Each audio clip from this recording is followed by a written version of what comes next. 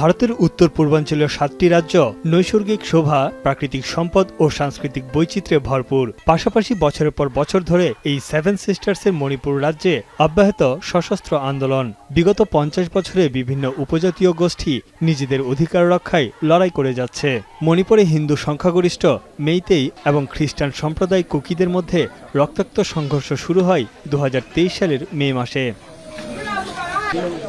গত ১.৫ বছরের সহিংসতায় প্রাণ গেছে ৩ শতাধিক মানুষের, বাস্তুচ্যুত হয়েছে কমপক্ষে ৫০,০০০ মানুষ। মাঝখানে সহিংসতা কিছুটা কমলেও আবারও মাথাচাড়া দিয়ে উঠেছে সশস্ত্র গোষ্ঠীগুলো। গত কয়েকদিনে রকেট ও ড্রোন হামলায় উত্তপ্ত গোটা মণিপুর রাজ্য। মণিপুরের অনেক জায়গায় সংখ্যাগরিষ্ঠ মেইতেই জাতিগোষ্ঠী অঞ্চলে সক্রিয় আছে গ্রাম রক্ষা কমিটি। এই কমিটি অত্যাধুনিক আগ্নেয়াস্ত্রে সুসজ্জিত গ্রামের সাধারণ নাগরিকদের নিয়ে গঠিত। সম্প্রতি এদের সঙ্গেই সশস্ত্র জঙ্গিদের সংঘর্ষে প্রাণ হারান বেশ কয়েকজন। পরিস্থিতির নিয়ন্ত্রণে রাজ্যের সব শিক্ষা প্রতিষ্ঠান বন্ধ ঘোষণা করে মণিপুর সরকার। পাশাপাশি রাজ্য জুড়ে জোরদার করা হয় নিরাপত্তা ব্যবস্থা। মণিপুরের মোট জনসংখ্যার ৬৫% হিন্দু মেইতেই জনগোষ্ঠী। অন্যদিকে পাহাড়ি অঞ্চলে বাস করে খ্রিস্টান সম্প্রদায়ের নাগা ও কুকি উপজাতির মানুষ। এরকম আরও প্রায় ৩৩টি উপজাতির বসবাস এই মণিপুর রাজ্যে। এদের মধ্যে মেইতেই জনগোষ্ঠী সরকারি চাকরিসহ অন্যান্য সুযোগ সুবিধা পাওয়ার দাবি জানায়।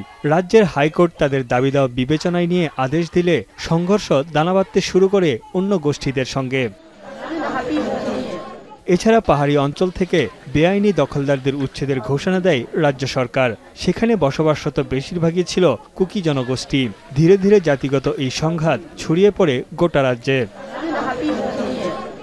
বিভিন্ন জাতি ধর্মের মানুষের বসবাসের কারণে একসময় মণিপুর রাজ্যকে বলা হতো মিনি ইন্ডিয়া। জাতিগত বিভাজনের কারণে এখন তা ভেঙে টুকরো টুকরো হওয়ার পথে। তানভীর জনি, এখন বিশ্ব। কালার এক্সপার্ট, জর্জ স্যাপ এবং মাইল্ড অন হ্যান্ডস টেকনোলজি সমৃদ্ধ অরিক্স ক্রিস্টাল ওয়াশ আপনার লন্ড্রি এক্সপার্ট।